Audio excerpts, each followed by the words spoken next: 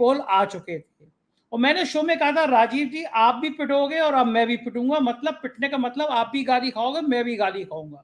और बताऊं मैं बहुत डर भी रहा था कि राजीव जी जो कह रहे थे मैं उसको बिना कट के ऐसे ही चला दे रहा था। राजीव जी ने कहा कि ये एग्जिट पोल शेयर मार्केट के कारण कराया गया है, शेयर मार्केट गिरेगा और भारत के इतिहास में शायद सबसे ज्यादा गोता आज खाया है, लाखों करोड़ रुपए डूब गए हैं लोगों के। राजीव जी ने कहा था कि मोदी जी का समय सही नहीं चल रहा है, भारतीय जनता पार्टी टूट सकती है, भारतीय जनता पार्टी में बहुत उथल पुथल हो सकती है। उन्होंने टाइम दिखाया था मुझे ये कि समय है, इस समय पहले जब ये करार हुआ है तो सत्ता गई है और कोई सोच नहीं सकता था कि इस एग्जिट पोल के बाद में जो राजीव जी कह रहे थे वो बातें सही हो रही थी। कल तक बहुत लोग हमें क्रिटिसाइज करते थे कि हम ज्योतिष को बढ़ावा दे रहे हैं, हालांकि हम अपने शो में हमेशा कहते थे आपको ज्योतिष पसंद है तो आपका देखिए, मुझे पसंद है तो मैं इसको देखता हूं। आज राजीव जी बहुत बड़े बड़े खुलासे करने जा रहे हैं, दिल थाम के चलिए राजीव जी के पास और फिर सुनिए राजनीति की वो बातें जो आज धमाल करेंगी। बहुत बहुत स्वागत है राजीव नारायण जी, क्रांति कर दी, धमाल मचा दिया, कह दिया कि किसी को पूर्ण बहुमत नहीं मिलेगा और पूरा बहुमत नहीं मिला।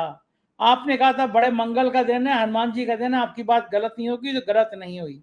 आपने कहा कि शेयर मार्केट डूबेगा, आपकी बात सुन के मैं बच गया, मैंने कल ही भागते हुए 2.25 पे आया, थोड़े बहुत बचत के जो शेयर थे सब बेच दिए और आज मैंने देखा अगर नहीं बेचा होता तो मैं काम भर के बहुत घाटे में आ जाता, तो आपका शुक्रिया। शेयर मार्केट बुरी तरह से टूट गया, आपने कहा कोई सरकार पूरी तरह बनेगी नहीं, ये सरकार जाएगी, हालात देख रहे हैं।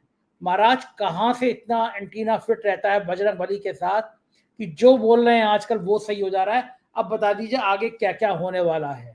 और ये बताइए एग्जिट पोल फर्जी है, ये कैसे आपने देखा था? आज मैं अपने देश की जनता जनार्दन को प्रणाम करता हूं। देखिए, हमारे शास्त्रों में यह कहा गया है कि जो जनता है वो नारायण का स्वरूप है। नर और नारायण कहते हैं ना, तो नर जो है, नर मतलब जनता से आता है, मनुष्य से।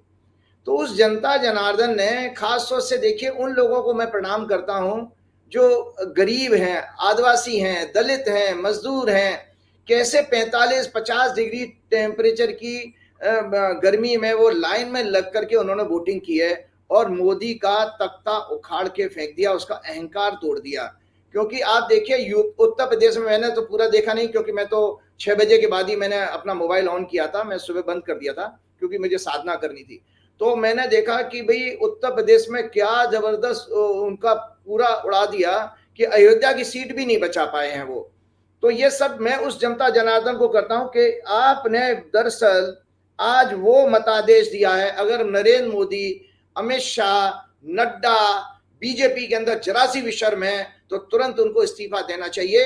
क्योंकि आज जनता ने, उस गरीब जनता ने बताया कि तुम 22 जो अरबपतियों की सरकार हो, उसको आज हमने तुम्हारे उस मुकाम पे लाके खड़ा कर दिया जहां पर आज आप तरस रहे हो और जुगाड़ में घुस रहे हो और आपकी बहुमत को नीचे ले आए। और ये जो कांड जो आप एग्जिट पोल का कह रहे थे, मैंने आपको पहले ही बताया था कि भारत की कुंडली में 12वें घर में मंगल है, शनि से दृष्ट है। ये मीडिया और एग्जिट पोल वाले पिटेंगे। मैंने कहा था मंगल की चौथी दृष्टि आ रही है, तो अब आप भगवान जाने इनके दफ्तरों का क्या हाल होगा, भगवान जाने। लेकिन आप देखिए कितना बड़ा षड्यंत्र है देश के साथ कि कल बाजार जो है 2300 पॉइंट चढ़ा दिया, लोगों को मरवा दिया कल माल खरीदवा के, और आज इतिहास की सबसे बड़ी गिरावट हुई है। और मैंने आपके पिछले प्रोग्राम में उस दिन कह दिया था जब पहला एग्जिट पोल वाला किया था कि इसमें 4 तारीख को आज बुध और बृहस्पति की क्लोज डिग्री थी। इसको प्लेनेटरी वार कहते हैं हम ज्योतिष में। जब कोई ग्रह विदिन 1 डिग्री आ जाता है, पहले हो या बाद में हो, तो उसको प्लेनेटरी वॉर कहते हैं। और आपको मैंने पिछले प्रोग्राम में व्यापार रत्न की किताब भी दिखाई थी जिसमें मैंने बताया था कि व्यापार रत्न की किताब में ज्योतिष का फंडामेंटल सिद्धांत है कि शुभ ग्रह अगर शेयर बाजार के जो घर होता है, 5वां घर होता है कुंडली में, और 8वें घर से स्पेकुलेशन आता है।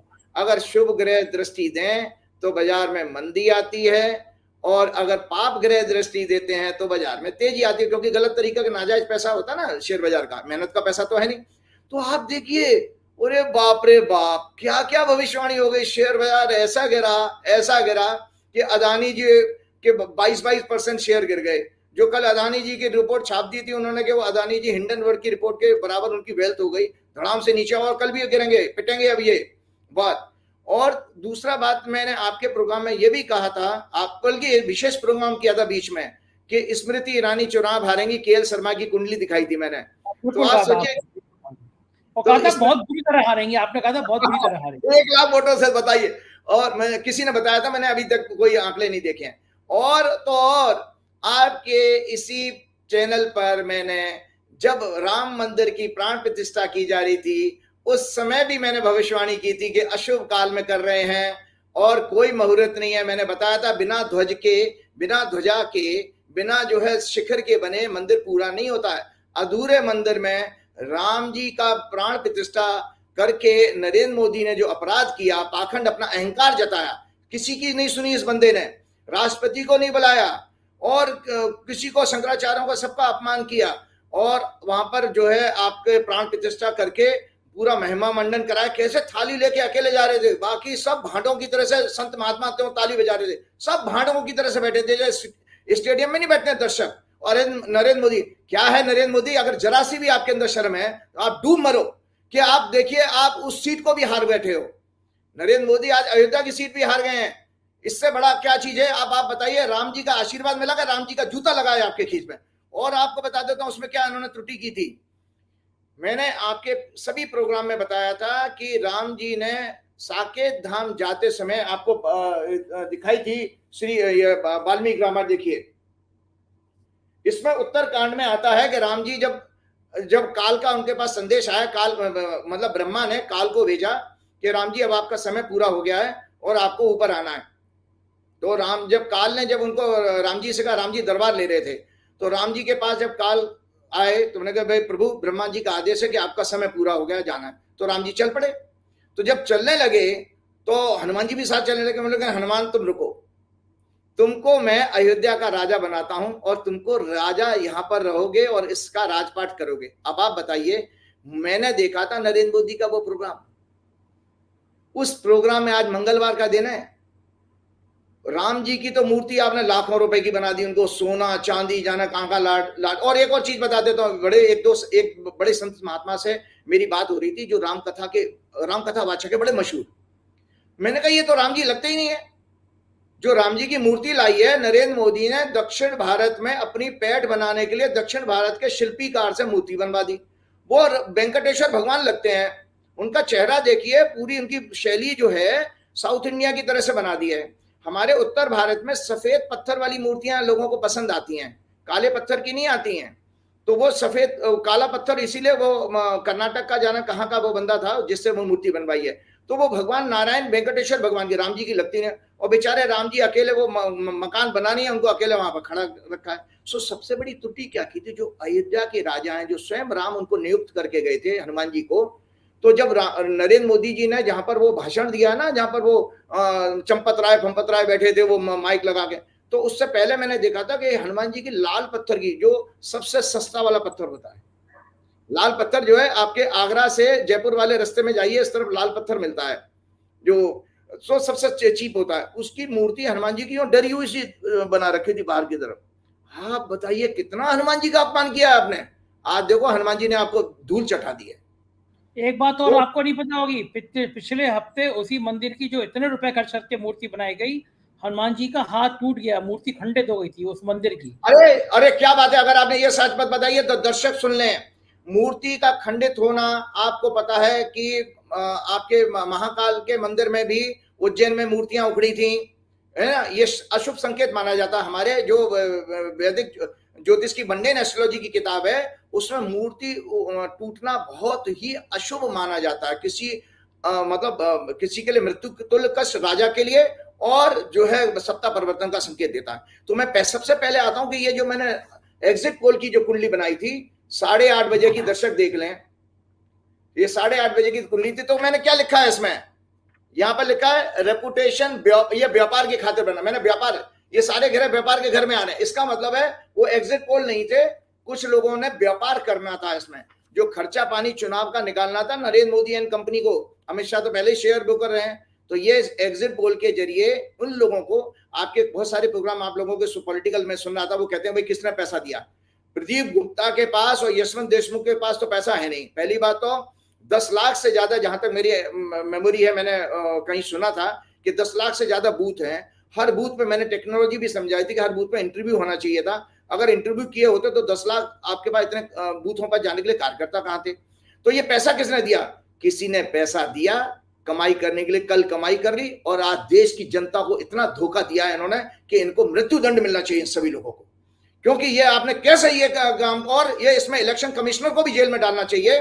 मैंने चीफ इलेक्शन कमिश्नर को, हालांकि वो मेरे मित्र हैं और मेरे से कंसल्ट करते थे, मुझे आज दुख लगता है, हालांकि मैं उनको एक चीज के बताता हूँ, देखो उनका भी नाम राजीव है, राजीव मेरा भी नाम है, उनके भी 2 बेटियां हैं, मेरी भी 2 बेटियां हैं। मुझे इस नाते है कि आदमी ठीक है, लेकिन उसने थोड़ा सा जो है अपना कर्तव्य का पालन और सिंसियरिटी के साथ किया होता। उसने बेसिकली राजीव कुमार ने एक बहुत बड़ी गलती करी है। राजीव जी, मैं आपसे माफी मांगता हूं कि आपने प्रोग्राम तो सॉरी इलेक्शन तो बहुत अच्छा कराया, काउंटिंग में भी कोई हेराफेरी नहीं करने दिए, उसके लिए आप बधाई के पात्र हैं। परंतु एक आपको जो है इसमें मतलब वो लेना पड़ेगा कि आपने जो है इसमें लेवल प्लेइंग फील्ड का काम नहीं किया। अदरवाइज नरेंद्र मोदी ने 150 से ज्यादा हेट स्पीच दे करके पूरा है मॉडल कोड ऑफ कंडक्ट का वायलेशन किया था, उसको जेल में भेजना चाहिए, उसका चुनाव रद्द करना चाहिए। अभी भी मैं देश के बड़े सुप्रीम कोर्ट के वकीलों से प्रार्थना करता हूं, कृपया करके नरेंद्र मोदी के चुनाव को रद्द कराने के लिए सुप्रीम कोर्ट में जाइए, क्योंकि इलेक्शन कमीशन ने इस पर कोई कार्रवाई नहीं करी है। और दूसरा बात यह है, मैंने स्वयं इलेक्शन कमिश्नर को जो है आपके राजीव कुमार को मैंने जो है वो मैं मैसेज किया था पर्सनली, और मैसेज मैं पढ़ के सुना देता हूं कि दर्शक ये जान जाएंगे कि मैंने कहा भाई मेरा काम क्या है। देखिए राजीव कुमार के साथ में क्या है, राजीव कुमार जो है मैं उनके लिए एक तरह से गुरु जैसा था।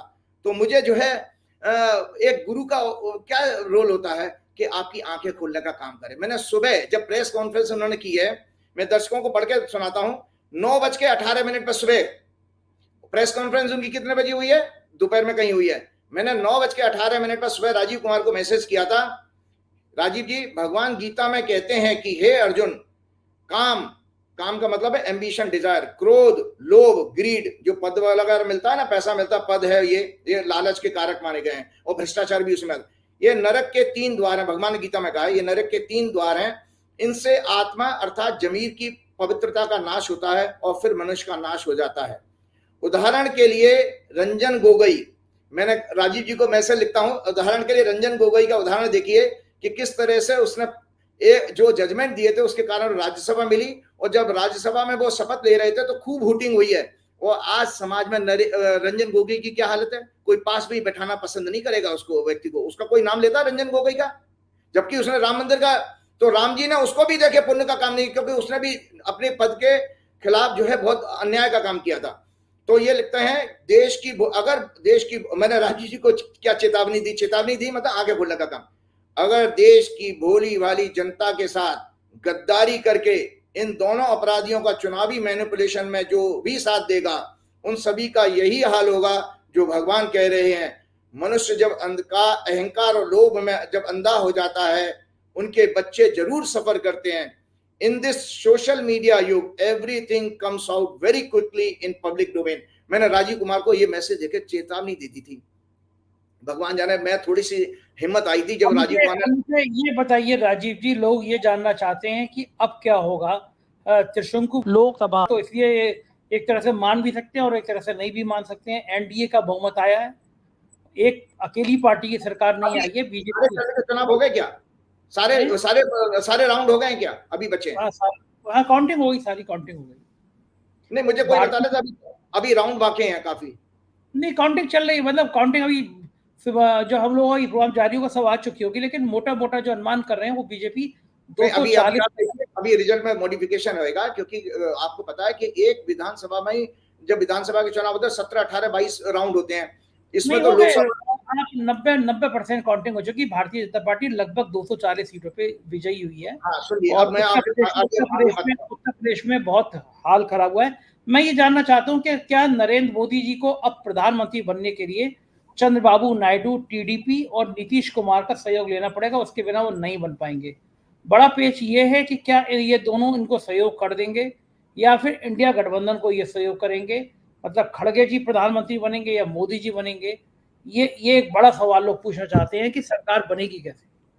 देखिए, मैंने आपको बताया था कि बीजेपी की कुंडली में तो सारे जो है ग्रह जो है इनके 12वें घर में आ रहे हैं। बीजेपी की कुंडली में 12वें घर में सारे ग्रह हैं, तो 12वां घर होता है इस्तीफा का। यहाँ तो मुझे मेरी गणना में तो बीजेपी का के नेता का इस्तीफा आ रहा है।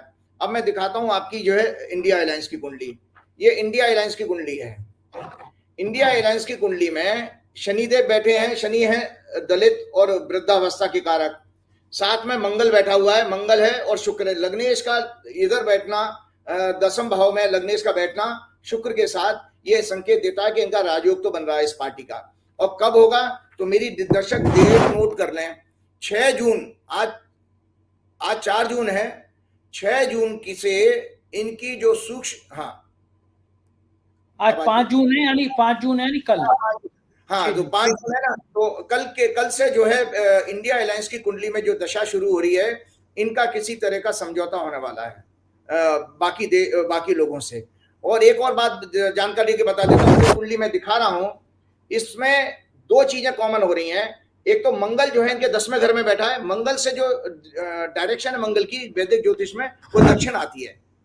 मतलब कोई प्रधानमंत्री बनेगा तो दक्षिण का रोल इसमें बढ़ रहा है, तो दक्षिण की तरफ। इसमें ये और बताइए कि क्या इसमें दलित का भी संकेत है? खड़गे जी का नाम। हाँ, दलित का संकेत है। वृद्ध बूढ़ा आदमी होना चाहिए, वृद्ध, क्योंकि शनि वृद्धावस्था को रिप्रेजेंट करते हैं। और दक्षिण भारत से संबंध होना चाहिए उसका, क्योंकि मंगल जो है 10वें घर में, सत्ता के घर में जो बैठा है इस कुंडली में, वो मंगल कारक है। दक्षिण की दिशा मंगल से प्रेजेंट होती है।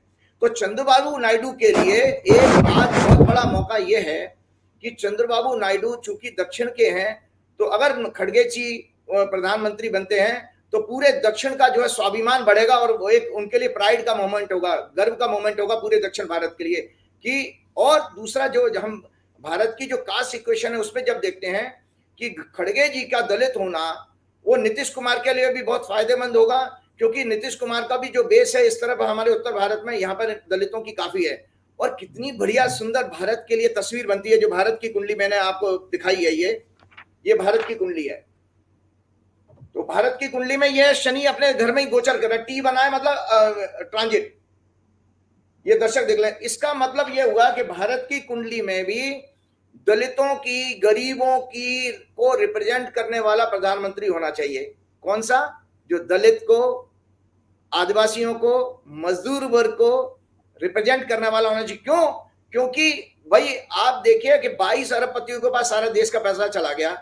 आप 70-72% जो लोग हैं वो बेचारे गरीब हो गए, जिसमें भी आप देखिए 5 किलो अनाज में बेचारे इतना उनको भिखारी सा बना दिया। मैं एक चीज का मैंने राइटअप बनाया था, जो मैं पढ़ के लोगों को सुना देता हूं कि मैंने बता दिया। तो मेरी कैलकुलेशन में यह है कि 6 तारीख से संजय जी इंडिया एयरलाइंस के सरकार में आने के योग बन रहे हैं। आज नहीं है, क्योंकि चंद्रमा ने अभी आज शाम को 5:35 पर राशि बदली थी चंद्रमा ने। और कल के बाद 6 तारीख को अमावस्या है।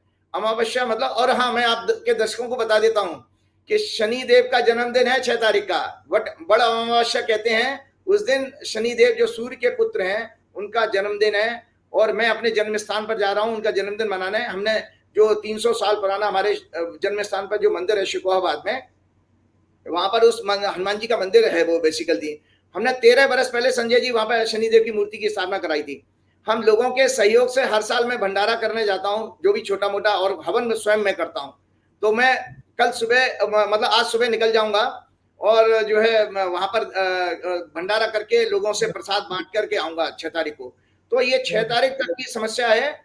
7 तारीख को आप देखेंगे कि बल्कि मैं यहाँ पे कल के बाद से या आज दोपहर के बाद ही आप देखिए डेवलपमेंट ये होने लगेगा कि इंडिया एलायंस में कुछ आपस में समीकरण अच्छे बनेंगे और वो सत्ता का क्लेम करेंगे। साथ में मैं आपको एक बहुत अच्छी चीज जानकारी के लिए बता रहा हूं।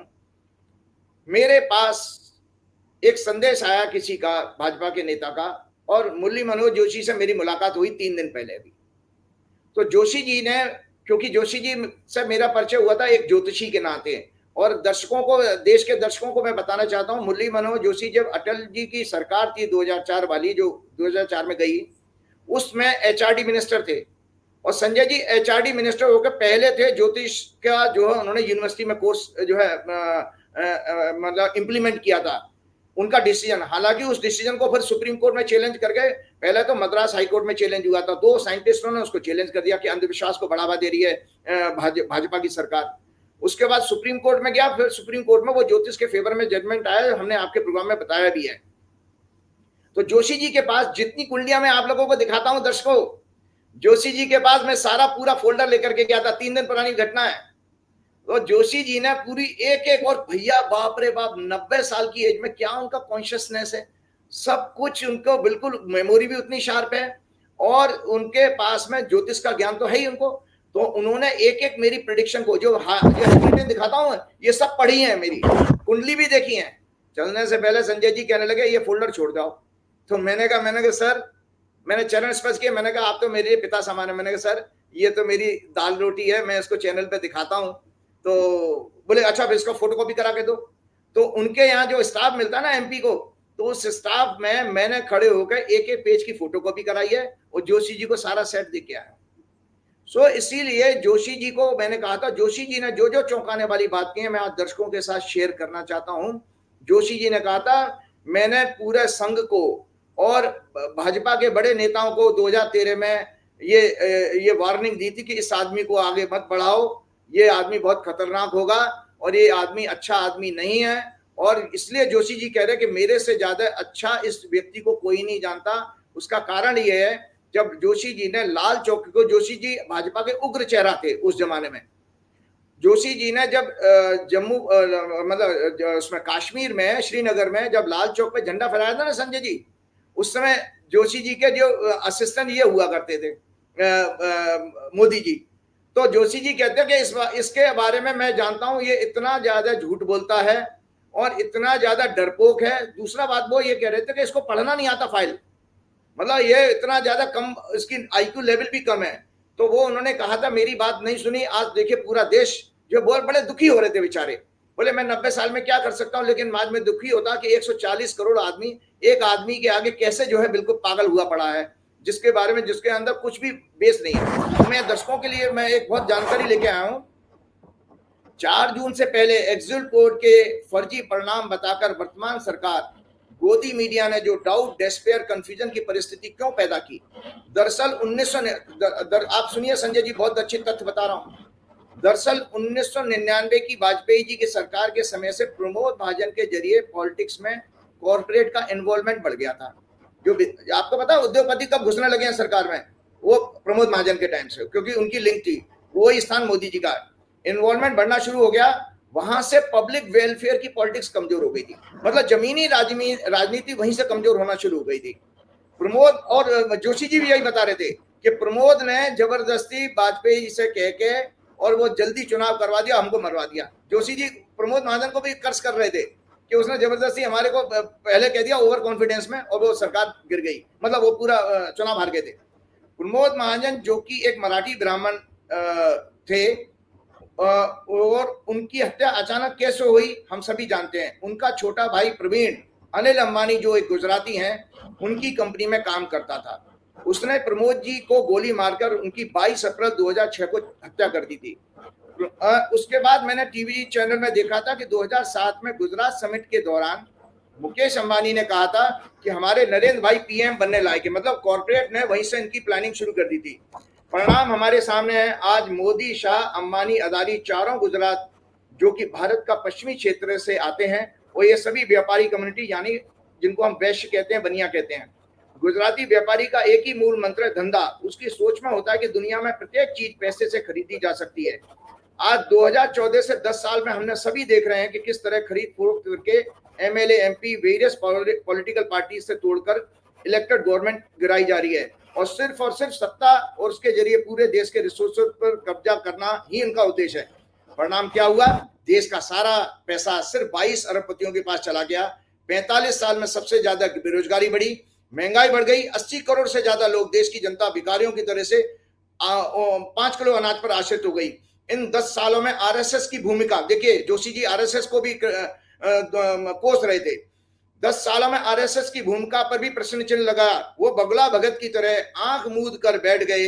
कहां गया उनका स्वदेशी जागरण मंच, कहां गया उनका किसान और मजदूर संगठन, अन्य सामाजिक कल्याण मंच। किसानों के 1 साल तक चले आंदोलन में जिसमें 700 से ज्यादा किसान मर गए थे, महिलाओं, आदिवासियों, दलितों पर जो अत्याचार हो रहे थे, मणिपुर में 1 साल से ज्यादा समय से मणिपुर चल रहा है, वहां वैसी दरिंदों ने एक महिला के कपड़े उतारकर उसे नंगा करके परेड कराई, पर आरएसएस ने एक बार भी सरकार से सवाल नहीं किया। यही हाल देश की मेन स्ट्रीम टीवी और प्रिंट मीडिया का है। इन सभी को कॉर्पोरेट के पैसे से भ्रष्ट कर दिया गया है। ये भूल गए कि भगवान ने गीता में क्या कहा है। भगवान ने गीता में अर्जुन से कहा कि हे अर्जुन, काम, भोग, क्रोध और लोभ ये साक्षात नरक के द्वारा, इन्हें तू त्याग दे, ये मनुष्य का पतन करते हैं। इन्हीं 10 सालों में व्यक्ति पूजा महिमा मंडन बढ़ गई। लोग मोदी को भगवान का अवतार कहने लगे। मोदी जी ने स्वयं को भगवान बताना शुरू कर दिया। आरएसएस, बीजेपी में ये भूल गए कि हमारे धार्मिक इतिहास, महाभारत, पुराण, रामायण में क्या है। वो रावण, हिरण्यकश्यप, कंस, दुर्योधन भी इस तरह के व्यक्तित्व थे जो भगवान कहने लगे थे। पूरा लेख लिख के आए हैं आज आप। ये सुन लीजिए, दर्शकों को आनंद है, जो स्वयं को भगवान कहने लगे थे। ये अहंकार की पराकाष्ठा है। भगवान ने समय समय पर चेतावनी दी है कि मैं अहंकार का अवश्य नाश करता हूं। उनके भगवान की दृष्टि में अहंकार सबसे बड़ा पाप है जो किसी भी तरह से माफ करने योग्य नहीं है। इसलिए उन्होंने सदैव अहंकार की हत्या की है। भगवान गीता में अंधभक्त, जिनका अंधभक्त किसको कहते हैं, जिसकी विवेक और बुद्धि मर गई हो, इसलिए वो गधे और उल्लू की कहानी सुनाई थी कि गधा बेचारा दिन में देख सकता था लेकिन फिर भी वो अंधभक्त बना हुआ था, उल्लू की बातों को में विश्वास कर रहा था। को संदेश दिया भगवान ने। क्या भगवान अर्जुन को क्या कहते हैं गीता में, ये गीता है दर्शक देखें। भगवान कहते हैं, हे अर्जुन, ध्यान से सुन लीजिए, भक्ति पूजा मत करिएगा संजय जी कभी। हे अर्जुन, जो मुझे पूजते हैं वो मेरे पास आते हैं। जो देवताओं को पूजते हैं वे अगले जन्म में अच्छे संस्कार के साथ श्रेष्ठ कुल में जन्म लेते हैं। जो पितरों को पूजते हैं, पितर मतलब पूर्वज जो हैं, जो पितरों को पूजते हैं वे पितरों के पास जाते हैं। और जो मनुष्य को पूजते हैं, मोदी जैसे मनुष्य को पूजते हैं, उसके लिए भगवान क्या कहते हैं, जो मनुष्य को पूजते हैं वो भूत और प्रेत योनि में जाकर भटकते हैं। वो भूत बनते हैं, भूत प्रेत बनते हैं, बहुत नाराज रहते हैं और आज तक पूरा लेख लिख के लाए और उनको मोक्ष की प्राप्ति नहीं होती। इसलिए अंधभक्त सुनो, एक दर्शकों से एक और चीज बात मैं शेयर करना चाहूंगा। देखिए, जो चुनाव हो गया, जनता का जनादेश है, उसका सम्मान नरेंद्र मोदी को, अमित शाह को करना चाहिए। मेरी कोई व्यक्तिगत दुश्मनी उनसे नहीं है, लेकिन उनके अंदर का जो राक्षसी इंसान है उससे मेरी दुश्मनी है। उनको काश उनको इस चीज का रियलाइज हो कि आज उनको मोरल अगर ग्राउंड पर एक शेर है राजीव जी, दीवार क्या गिरी मेरे कच्चे मकान की, लोगों ने मेरे सहन से रास्ते बना लिए। मोदी जी की सीटें क्या कमाई, आज तो आप पिली गए बिल्कुल। मोदी जी पे आर्टिकल ही लिख लाया आप, उनकी बिल्कुल बैंड बजा दिया आपने। ये मैंडेट पब्लिक का है, गरीब पब्लिक ने दिया है मैंडेट। आज भी जो मिडिल क्लास जो घर में बैठे हुए चाय की चुस्कियों पर पॉलिटिक्स डिस्कस करते हैं, वो गरीबों का दुख दर्द नहीं जाना। आज भाई साहब अक्षय कुमार और ये जितनी भी फिल्म स्टार हैं, चाहे वो सचिन तेंदुलकर, इनसे भी मुझे बहुत नाराजगी है, अमिताभ बच्चन जैसे लोगों से भी। ये कभी तरस आ रहा था, सुधीर चौधरी आज अखिलेश यादव की तारीफ कर रहे थे, तो मुझे बड़ा तरस आ रहा था कि इसको क्या हो गया। ये तो बेचारा आज ही रिजल्ट आती थी, अखिलेश यादव तो आज तक पे आ रहा था सुधीर चौधरी के, अखिलेश यादव बड़े मेहनती नेता हैं, बड़ा अच्छा किया। मैंने कहा ऐसे क्या हो गया जब मोदी जी से अब अखिलेश यादव की तारीफ करने लगा आज। देखिए, मैं तो एक मजाक की बात कर रहा हूँ, कोई सीरियस बात नहीं है, मजाक के रूप में दर्शक लें। मेरे दिमाग में ये आया था कि काश भगवान अगर मुझे मौका दें कि वे इनके लिए सजा निर्धारित कीजिए, आचार्य जी क्या कहते हैं। तो मैंने तो सोच रखा था कि जितने भी टीवी के एंकर हैं, अंजना ओम कश्यप या रूबिका लियाकत या चित्रा त्रिपाठी या सुधीर चौधरी या अर्नब गोस्वामी या वो आपके कौन सा 18 का अभिनय कौन सा है वो देवगन है कोई, और वो आपका वो ऐश्वर्य कपूर है, जाने कौन, इनके पीछे, इनके कपड़ों में, शर्ट के पीछे, कुर्ते के पीछे छोटा सा मांस का टुकड़ा लगा दो और पीछे जंगली कुत्ते छोड़ दो और उनसे कहो भाग मोदी के दरवाजे तक भागो। अगर आप एक्टिव हो अच्छा ले जाओगे, नहीं तो नहीं। लेकिन फिर भी मैं आज दर्शकों से आग्रह करूंगा कि ये मतादेश आपने बहुत अच्छा दिया है। हमको देश में कटुता नहीं फैलानी चाहिए। आखिरकार जो लोग भटक गए हैं, बीजेपी के भी जो लोग हैं वो सब हमारे भाई हैं। आज चुनाव बहुत अच्छा हुआ है और सबको गले लगाइए और सबको बधाइयां दीजिए। मैं बीजेपी के सभी समर्थकों से भी ये कहता हूं कि ईश्वर आपके घर में सुख समृद्धि लेके आए, लेकिन आपको चिंतन जरूर करना चाहिए कि हमसे कहां गलती हुई, और आप कृपा करके इस देश की खातिर, क्योंकि गरीब को सबसे ज्यादा 10 साल में पीड़ा हुई है, उसको बेचारे रोजगार चले गए। कैसे वो दृश्य थे संजय जी, जब कोविड के टाइम में बेचारे नंगे पैर गए हैं, कैसी एक बच्ची दिल्ली से साइकिल से अपने पिता को लेके गई है। तो ये सब चीजें दृश्य नहीं आना चाहिए। आज एक मिली जुली, आपको बताता हूँ, भारत का एक डिफॉल्ट है, भारत का डिफॉल्ट ये है कि भारत में हमेशा मिली जुली सरकार ज्यादा अच्छा परफॉर्म करेंगी, कि जब तक स्ट्रॉन्ग मैंडेट की सरकार आई है तो अहंकार आ जाता है, चाहे वो इंदिरा गांधी के अंदर हो, चाहे राजीव गांधी के अंदर भी थोड़ा सा आ गया था जब उनकी 400 आ गई थी। तो इसीलिए मिली जुली सरकार में क्या है कि क्योंकि ये जो लोग अलग अलग क्षेत्रों से, क्योंकि भारत की डेमोग्राफी ऐसी है। आज तो समय ज्यादा हो गया, आपने कहा था 20 मिनट का प्रोग्राम करेंगे, समय ज्यादा हो गया आज। तो हाँ चलिए कोई बात नहीं है। तो मैं चलते समय ये चाहता हूँ कि आज मैं हनुमान जी का हनुमान चालीसा आपके साथ शेयर करना चाहता हूँ, क्योंकि मुझे अच्छा लगा संजय जी। कल जब मैंने रात को ट्वीट किया था, मैंने ये कहा था कि 3 तारीख की रात को, सॉरी, तो मैंने ट्वीट किया कि हर लोग भक्ति जो है हमारे लिए टोटल समर्पण है, मानसिक जो है स्वास्थ्य के लिए इससे बढ़िया कोई उपाय नहीं होता। इसमें हनुमान जी की 11 बार पाठ करें। तो मेरे पास तुरंत जो है मैसेज आने लगे, 11 बार पाठ करने लगे। तो उससे मुझे ये लगा कि देखो भगवान ने जो प्रार्थना जो हुई है उसकी आध्यात्मिक शक्ति से आज हम ये परिणाम देख रहे हैं, और आगे बहुत अच्छे देखने वाले हैं। और मेरा भी ये कर्तव्य था, मैंने आज अपना 10 बजे फोन ऑफ कर दिया था। मैं भी 10 बजे से लेकर 2:30 बजे तक साधना में रहा हूँ। 6 बजे मैंने फोन ओपन किया था। तो आज मेरे साथ दर्शक हनुमान चालीसा पढ़ें, और उसके बाद मैं आप लोगों को पुनः बधाई दे करके प्रोग्राम समाप्त करूँ। अतुलित बलधामम हेम शैलाब्देयम धनव जन किसानम ज्ञान इनाम अग्रम सकल गुणदानम वानराणम अधीशम रघुपति प्रिय भक्तम बाजातम नमामि। श्री गुरु चरण सरोज रज निज मन मुकुर सुधार, वर्ण रघुवर विमल जसु जोदायक फलचार। बुद्धिन तनु जान के सुमरो पवन कुमार, बल बुद्धि विद्या देव मोह हरौ कलेश विकार। जय हनुमान ज्ञान गुण सागर, जय कपीस तिहुँ लोक उजागर। रामदूत अतुलित बलधामा, अंजनी पुत्र पवन नामा। महावीर विक्रम बजरंगी, कुमत निवार सुमत के संगी। कंचन वरन विराज सुवेशा, कानन कुंडल कुंचित केसा।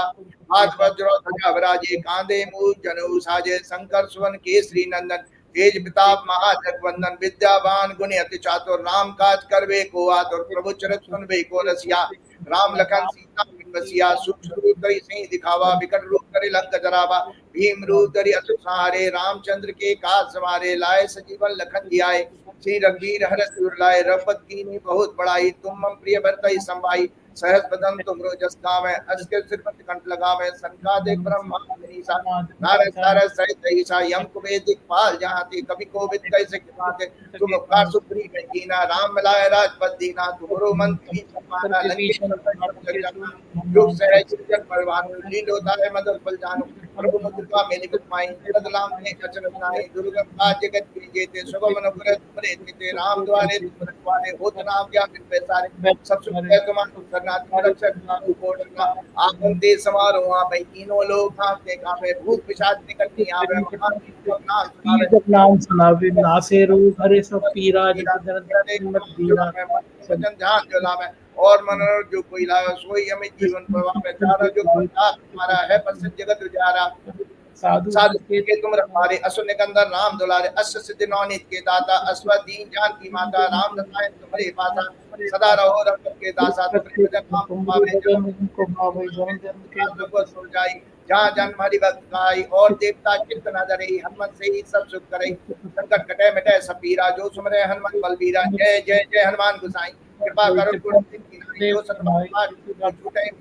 कोई। जो अपने हनुमान चालीसा, कोई सिद्ध साकी तुलसीदास सदा हरि चेरा। कीजय नाथ जय मेरा, पवन तनय संकट हरन। मंगल मूरत रूप, राम लखन सीता सहित। जय जय बसो सुरभूप सियावर, रामचंद्र की जय। पवन पुत्र हनुमान की जय।